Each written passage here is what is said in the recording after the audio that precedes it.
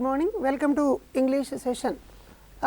Friends, in this session we are going to discuss about GO number 82, how to implement formative and summative procedures from class 6th to 10th or 9th onwards. ఈ సెషన్లో మనం ఇంగ్లీష్కి సంబంధించినటువంటి ఎలా implement చేయాలి, ఫార్మేటివ్ని, summative assessment procedures ఏమేమి ఉంటాయి, తెలుగులో గత సెషన్లో చూసినట్లుగానే ఇంగ్లీష్ని దృష్టిలో ఉంచుకుని ఇవన్నీ మాట్లాడదాం. బహుశా ఉపాధ్యాయ మిత్రులందరూ ఇంగ్లీష్ వాళ్ళు దయచేసి కాస్త ముందుకు వచ్చే ప్రయత్నం చేయండి. మిత్రులారా, ఇంగ్లీష్కి సంబంధించి 6వ తరగతి నుంచి 9వ తరగతి వరకు జీవో నెంబర్ 82లో పేర్కొన్నటువంటి అంశాల మేరకు ఫార్మేటివ్ అసెస్మెంటు అన్నది ఒక ప్రధానమైన అంశం, అలాగే సమ్మేటివ్ కూడా ప్రధానమైన అంశం. దీనికి కూడా 2 పేపర్ల విధానం 9వ తరగతిలో కొనసాగుతుంది. 1వ పేపర్లో ఏం సిలబస్ ఉండాలి, 2వ పేపర్లో ఏం సిలబస్ ఉండాలి అన్నది ఈసారే మనకి మొదటగా ఇది ఇంప్లిమెంట్ అవుతోంది కాబట్టి కొంచెం జాగ్రత్తగా సిలబస్ను కూడా మనం అర్థం చేసుకునే ప్రయత్నం చేద్దాం. సిలబస్ వారీగా పేపర్లను ఎలా విడగొట్టుకుంటున్నాం, ఏ అంశాలు ఏ పేపర్లో వస్తాయి, ఫార్మేటివ్ అసెస్మెంట్ రెండింటికి కలిపి చేయాలన్నా విడివిడిగా చేయాలన్నా, అలాగే సమ్మేటివ్ అసెస్మెంట్ ఎలా నిర్వహించాలి అన్న విషయాలన్నీ కూడా ఈ సెషన్లో మనం డిస్కస్ చేసేటువంటి ప్రయత్నం చేద్దాం. కాబట్టి ఈ సెషన్లో మనకి వివరాలన్నీ అందించడానికి పాఠ్యపుస్తక రచయిత, ప్రశ్నపత్రాల తయారీలో మంచి నైపుణ్యం సంపాదించినటువంటి వ్యక్తి పేరయ్య గారు స్టూడియోకి వచ్చినారు. వారిని అడిగి మనం వివరాలన్నీ తెలుసుకునే ప్రయత్నం చేద్దాం. నమస్కారం పేరయ్య గారు. ఇప్పుడు ఫార్మేటివ్ అసెస్మెంట్తో పాటు సమ్మేటివ్ 2 అంశాలు కూడా తెలుగులో లాగే ఇంగ్లీష్లో కూడా ఉన్నాయి కాబట్టి జీవో నెంబర్ 82 ప్రకారం వాటి మీద కొంత అవగాహన ఉపాధ్యాయులు కలగడం అవసరం కాబట్టి దాని గురించి తెలియజేయండి sir. Okay friends, let us know what is the meaning of assessment first. Assessment means evaluation. According to GOMS number 82, evaluation is of 2 types basing on its nature. Nature means the aim of assessment. For example, sometimes teachers may conduct tests for learning, and in some other cases teachers conduct tests to measure the knowledge and learning levels of children. Basing on the 2 points, we can divide the examination or evaluation procedure into 2 types. The first one is formative assessment and the second one is summative assessment. Let us try to understand the meaning of formative assessment first. Formative assessment is meant for learning. Why teachers conduct formative assessment is the basic and the major element in formative assessment is to bring out the strengths and weaknesses of the learners in teaching learning process, and at the same time it helps teachers modify their teaching strategies to meet the needs of the learners. This is the main and significant aim of conducting a formative test for any subject. Regarding English, when you go for a formative test, you have to concentrate on 4 testing tools. Please look at the display. The first tool is reflections or reading and reflections. The second one is project works, the third written works, and the 4th slip test. You know, a formative test is for 50 marks. How these 50 marks are allotted for these 4 testing tools? First, reflections. For reflections, 10 marks are allotted, and For written works 10 marks are allotted, and for project works another 10 marks. The remaining 20 for the slip test. This is the allotment of marks regarding a formative examination. Here we have to know about each and every tool in detail. For example, if you go for reflections, how should a teacher evaluate the tool of reflections? It is based on the reading skills of children. For this, the teacher has to provide some useful reading material to children, which is available with him in the school or from the magazines or from newspapers or from story books or from internet sources.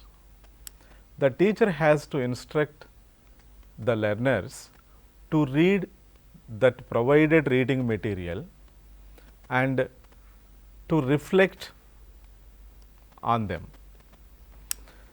Basically, when the student happens to read the reading material provided by the teachers, the student has to prepare a written report of his reflections, and he has to present it before the class. While presenting his reflections before the class, he has to take care of 3 points. The first one is the physical details of his reading material. For example, the student happened to read a story. The physical details of the story or that story card or story book or story magazine, whatever it may be, the student has to present the details of the physical features. What are the physical features? For example, the name of the story or the story book, or the publisher and who is the writer. These kind of details are called the physical details of the reading material. In the student's presentation, he has to present these details must and should. For this, we have allotted 3 marks. Further, he has to present for introduction part 2 marks. The student has to present the content of the reading material. For this, the student will get 4 marks, and finally, the conclusion part. In this part, the student has to comment on the language and on the theme of the reading material also. This way, the teacher has to conduct this tool for each and every formative assessment. And now, let us go to know about written works. For written works, 10 marks are allotted. While evaluating this tool, the teacher has to check the notebooks and the textbook of all the learners. When the teacher happens to check the notebooks, he has to check the classroom discourses and the homework tasks, whether they are completed properly or not. For this purpose, the teacher can award the children 4 marks. And again, about the textual exercises. If the textual exercises are filled properly and without mistakes, the students can be awarded 3 marks. And further, the error free expression while writing a wall magazine or textual exercises or textual discourses or in their homework tasks, for the error free expressions, the student will be given the remaining marks. Now, The third tool is project work. For project works, the students will get 10 marks. During project works, there are 3 stages. The first stage is collection of data, and the second stage is report writing after analysis of the data. The final stage is the presentation of the results of the collected data. Okay, for collection of data, the student can be awarded 3 marks. For analyzing and making a written report, the student can be awarded 4 marks, and finally, for the oral presentation of the written report before the class, this is for 3 marks. But the teachers have to remember one important thing, that is, while asking children to go for a project work, the teacher has to prepare children mentally and physically. For example, children do not like to go to some people to collect some sort of data. For that, the teacher has to motivate them, and physically they need some formats to collect data in certain formats in some cases regarding some project works. For that purpose, the teacher has to prepare certain formats and supply them to the children to complete their project works in a proper way and in an easy manner. Then only the children can finish their project work very well. Later, finally, we will know about the slip test. You all know the slip test is for 20 marks in every formative assessment. For this, please look at the display. There are 4 academic standards for every formative test. For each academic standard, we allotted 5 marks. The first one is reading comprehension, the second one vocabulary, the third one grammar, and the fourth one creative writing or creative expression. Regarding reading comprehension, teachers have to remember one important thing, that is, the teachers have to test both the textual comprehension and the unseen comprehension in their formative tests. For example, a teacher can test textual comprehension in 2 formative tests. For the remaining 2 formative tests, the teacher can use unseen passages for reading comprehension. Regarding vocabulary and grammar, the teacher should confine to the textbook only. The teacher has to cover the textual exercises given under vocabulary and grammar for testing. When you go for creative expression or creative writing, while testing this, the teacher has to follow one important principle. You know, you have 4 formative tests. In 2 formative tests, ask the discourses basing on the textual content. You may have a doubt, how can frame a textual discourse? What I mean is, do not ask the questions given under the label of writing in the textbook. We are not talking about them. The teacher has to frame discourses basing on the textual content. For example, you all know about a lesson, that is, attitude is altitude in class 10. There are many contexts in that lesson to frame different kinds of conversations. For example, in certain stage, when Nick was under deep depression, he went to his mother and told her that he wanted to kill himself. Basing on the context, you can frame a conversation. For example, the question may be like this: write a possible conversation between Nick and his mother in the above context. Here the context should be given in the question paper. Yes. Without giving the context, you should not ask the child to write a conversation by framing a single line question. The teachers have to provide major input as possible as. Much input should be given for each textual discourse or unseen discourse. If not, they can't attempt those discourses of their own. We are not testing the skills of memorizing information here, because English is a language. So, we have to test the language skills of learners here. Do not try to test the memory based skills of children regarding various types of information. For example, we can't ask a child to write the biographical sketch of Kalam without providing the details of Kalam's biography.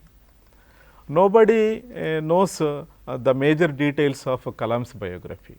So, we have to provide all the major details of Kalam's life, and then only we have to ask the child to write the biographical sketch of Kalam. Now, what we test by asking a child to write a biographical sketch? We will test the language skills only, how the student can arrange the given information, framing grammatically correct sentences in proper order. That is what we test. We are not going to test the knowledge of child whether he knows about Abdul Kalam or not. It is not our question. So, this is the important care to be taken care of by all the thank teachers. you, sir. So, these are the things about formative assessment. Particularly one important thing here is teacher should supply some context to the students to develop the conversation or preparing some questions etc. అంటే ఇక్కడ కేవలం mere information కొంత ఉండడం అని కాకుండా, అంటే ఊరికే ప్రశ్నలు తయారు చేయండి totally depend on the text book material అని కాకుండా, కొంత టీచర్ సపోర్ట్ మెటీరియల్ని పేపర్లో ఇచ్చినప్పుడు it is very helpful for the students to prepare conversation like things అనమాట. అంటే ఫార్మేటివ్ అసెస్మెంట్ ప్రొసీజర్స్లో సార్ చెప్పినట్లు you need not confine to this particular one, ఇక్కడి నుంచి మాత్రమే ఇవ్వాలి ఇక్కడి నుంచి మాత్రమే ఇవ్వాలని కాకుండా entire textbook is useful for the teacher to prepare different types of questions. And one more thing here is there are only 4 sections given under the title of written test. Actually all academic standards are there in the textbook. అంటే మనకు ఒక doubt కూడా వస్తుంది, అంటే ఇప్పుడు academic standards 4 అయిపోయినాయేమో, ఇంతకుముందు 7 ఉండేవి కదా 5 ఉండేవి కదా ఇవన్నీ ఏమైపోయినాయి అన్న డౌట్ వస్తుంది. ఇది కేవలం ఎగ్జామినేషన్ పర్పస్ కోసం some kind of grouping is there అన్నమాట. అంటే రీడింగ్ ఒక ఓరల్ ఎక్స్ప్రెషన్కి ఛాన్స్ ఉండేటువంటి స్పీకింగ్ ఎబిలిటీస్ అన్నీ కూడా మనం క్లాస్ రూమ్ రిఫ్లెక్షన్లోకి మార్చేసినాం, అందుకని అది రిటర్న్ టెస్ట్లోకి రాదు. At the same time another academic standard is there in English, conventions of writing. This is also clubbed under the title of writing part creative expression. అంటే దానిలోకి add చేసి దాన్ని ఇచ్చిండ్రు కాబట్టి ఎగ్జామ్ పేపర్లో అంటే సీసీ ఫార్మేటివ్ అసెస్మెంట్కి సంబంధించి ఒకవేళ మనం ఏదైనా విభాగాలుగా డివైడ్ చేసుకోవాలనుకుంటే ఇలా క్లబ్ చేసుకోవడానికి కూడా అవకాశం ఉందన్నమాట. But this is not the rigid one. ఇప్పుడు మనకు చూపించిన ఉదాహరణ ప్రకారం దీనిలో 5 మార్కులు ఉండాలి, దీనిలో 5 మార్కులు ఉండాలి అన్నది that is not the rigid one, that is only the suggestive thing. కాకపోతే అన్ని అకాడమిక్ స్టాండర్డ్స్ని కూడా టెస్ట్ చేయడానికి పాసిబిలిటీ ఉండడం కోసం స్లిప్ టెస్ట్ అన్నటువంటి దాన్ని మనం అక్కడ తీసుకున్నాం. And the same time one important thing here is for project work ఉన్న దగ్గర మనం ఏం చేస్తామంటే క్లాస్లో ఒక 30 మంది 40 మంది పిల్లలు ఉంటాయి, అందరికీ ఒక్కొక్క ప్రాజెక్ట్ ఇవ్వాలన్నా వీళ్ళందరి ప్రాజెక్టులు ఇస్తే ఎలా క్లాస్ రూమ్లో దాన్ని అడ్మినిస్టర్ చేయాలన్నది ఒక సందేహం ఉపాధ్యాయ మిత్రులందరికీ ఉంటుంది. కాబట్టి మిత్రులారా అన్ని సబ్జెక్టులలో కూడా ఒక మనవి ఏంటంటే there are some projects suggested in the text book. If you are going to complete the syllabus in the duration of one formative period, let us list out what projects are mentioned in the textbook. బుక్లో ఉన్నటువంటి వాటన్నిటిని ఒకసారి note చేసుకుని ఏవైతే possible projects ఉంటాయో చూడండి. ఒకవేళ అది కాని సందర్భంలో delete that particular project ఆ తర్వాత మళ్ళీ మన లోకల్గా ఉన్నటువంటి ప్రాజెక్ట్ని దానికి యాడ్ చేసుకుని ఆ మొత్తం ప్రాజెక్టులని స్కూల్లో ఉండే క్లాస్లో ఉండే పిల్లలందరికీ డిస్ట్రిబ్యూట్ చేస్తామన్నమాట. డిస్ట్రిబ్యూట్ చేస్తే ఒక గ్రూప్ ఆఫ్ పీపుల్ ఒక ప్రాజెక్ట్ని చేస్తారు. అంటే ఇక్కడ మనం గుర్తుంచుకోవాల్సింది ఏంటంటే ఒక ఫార్మాటివ్ పీరియడ్లో ఒక విద్యార్థి ఒక్క ప్రాజెక్ట్ తయారు చేస్తే చాలు, ఎక్కువ చేయాల్సినటువంటి అవసరం లేదు. ప్రతి ప్రాజెక్ట్ని అందరూ చేయాలని అనము. ఒక ఫార్మాటివ్లో 4 లెసన్స్ కంప్లీట్ అయితే ప్రతి స్టూడెంట్ 4 ప్రాజెక్టులు చేయాలని చెప్పరన్నమాట. ఒక ప్రాజెక్ట్ తయారు చేస్తే సరిపోతుంది. అయితే ఒకవేళ ఎవరైనా ఒకటి కన్నా ఎక్కువ ప్రాజెక్టులు కానీ తరగతి గదుల్లో చేయిస్తే అప్పుడు వాటిలో విచ్ వన్ ఈజ్ బెస్ట్ అనే దానైనా తీసుకోవచ్చు, లేదా ఆ రెండింటికి యావరేజ్ మార్క్ రూపంలోనే తీసుకోవచ్చు. And one more important thing here is for example children participation రిఫ్లెక్షన్లో నోట్బుక్ గురించి చెప్పారు. దానిలో ఈ పార్టీకి ఇన్ని మార్కులు, ఈ పార్టీకి ఇన్ని మార్కులు, ఈ పార్టీకి ఇన్ని మార్కులు అని ఒక డివిజన్ కనిపిస్తుంది. ఇది just keep in mind, you need not follow the same thing. ఒక 10 మార్కులు మనం అక్కడ ఇవ్వాల్సి ఉంటుంది. ఆ 10 మార్కులకి ఏమేమి క్రైటీరియా పాయింట్స్ ఉంటాయన్న దాన్ని దృష్టిలో ఉంచుకోవడం కోసం ఒక సజెషన్ ఇచ్చారు. అంతేగాని ఇంట్రడక్షన్ ఉంది చూసుకుని ఒక 3 మార్కులు, ఎక్స్ప్లెనేషన్ ఉంది సరిగా ఉంది కాబట్టి 2 మార్కులు అని అలా ప్రతిదానికి మార్క్ వేసుకోమని కాదనమాట. టోటల్గా ఒక 10 మార్కులు ఇవ్వాలి అంటే we should keep in mind these 3 points. Based on these 3 issues we will award some marks to the student అనమాట. ఫార్మేటివ్ అసెస్మెంట్లో ఆ జాగ్రత్త మనం తీసుకోవాలి. అయితే పేరయ్య సార్, ఇప్పుడు then we go for summative assessment. Particularly in case of summative assessment, what is the syllabus for paper 1, what is the syllabus for paper 2 for class 9th? We want some more details on these issues. Okay. For class 9, we will have 2 papers from this academic year, and the same will be applied for class 10 from next year onwards. Regarding class 9 English, what is the syllabus for paper 1 and paper 2? Let us see it on the screen. For paper 1, all ABC readings for comprehension and grammar, all grammar topics under ABC readings, and again creative expression. Under creative expression for paper 1, we consider 4 discourses. They are conversation, description, diary entry and speech. If you go for paper 2, there also you can see comprehension, but this comprehension is unseen. The first comprehension passage is based on a pie chart or data or tree diagram like that, and the second unseen comprehension passage is a text. Finally, for paper 2, vocabulary section from all A readings of all the units of the textbook. The fourth one is creative expression. Under creative expression for paper 2, we have to cover 4 discourses. They are letter writing, news report, biographical sketch and story with hints. This is the syllabus division for paper 1 and paper 2. Now, let us know about the weightage of different academic standards. In paper 1, we have 3 academic standards. They are reading comprehension, creative expression and grammar. For reading comprehension, we have 15 marks. For creative expression, what I mean is discourses, 10 marks, and for grammar as part B, it will have for 15 marks. And now go to paper 2 and its weightage. In paper 2, reading comprehension is for 15 marks, but these 15 marks are from outside the textbook. This is for unseen comprehension. And creative expression, there are 4 discourses under this. This section is for 10 marks, and finally the bit paper, it covers vocabulary for 15 marks. Now, let us try to know the pattern of the question paper of paper 1 and paper 2 of class 9.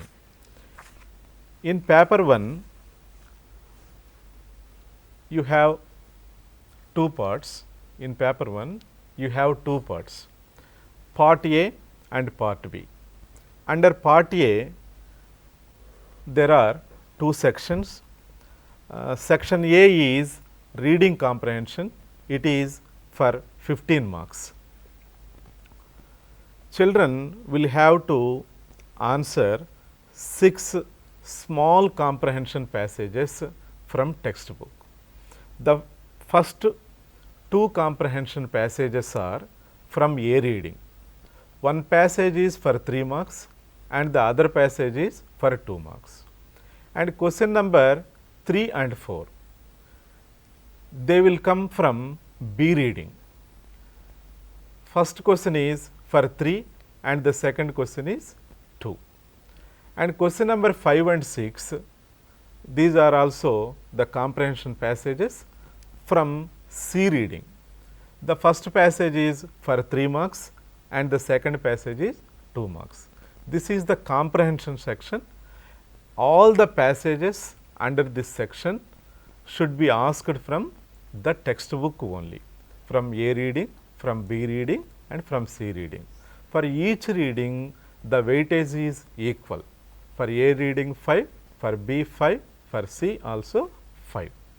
But for each 5 marks, we have to prepare 2 questions with 3 plus 2. You have to follow this. And next, let us go to creative writing section. It is for 10 marks. Under this section, in paper 1, the teacher has to concentrate on only 4 discourses. They are conversation, description, diary entry and writing a script for a speech. Here, the teacher has to note one important thing. These questions should be framed basing on the textual content and context. All the discourses should be framed basing on the textual content and context. As I have just explained about a conversation in attitude is altitude. So, teachers should not ask these discourses from outside of the textbook regarding paper 1. This is one important change in the new model paper. And now, let us go to part B. This is what we call is a bit paper in English. Under part B, in paper 1, we have grammar. All the questions will be based on grammar topics given after all the lessons in the textbook. But you have to remember one important thing. Only 2 questions, question number 9 and 10 will be out of textbook. All other questions are from the textbook exercises. Question number 9, there will be a passage for editing. All the errors will be given with underlines. The student has to write what are the right portions of those underlined error parts. And you know about the cloze test, question number 10. You have already it in the present 10th class question paper under question number 14. This question is not to be asked from the textbook. Question number 9 and 10, these 2 questions are not from the textbook. The remaining questions from question number 11 to 20, all the questions will be given from the textbook content. This is the important note to be taken care of regarding paper 1. Now, let us try to understand what is the pattern of paper 2 class 9 English. Here also in the comprehension part we have 15 marks, but it has much variety. For each comprehension passage we allotted 5 marks. In question number 1, the student has to attempt a study skills question. You have already known about that kind of question. Under this question, some data,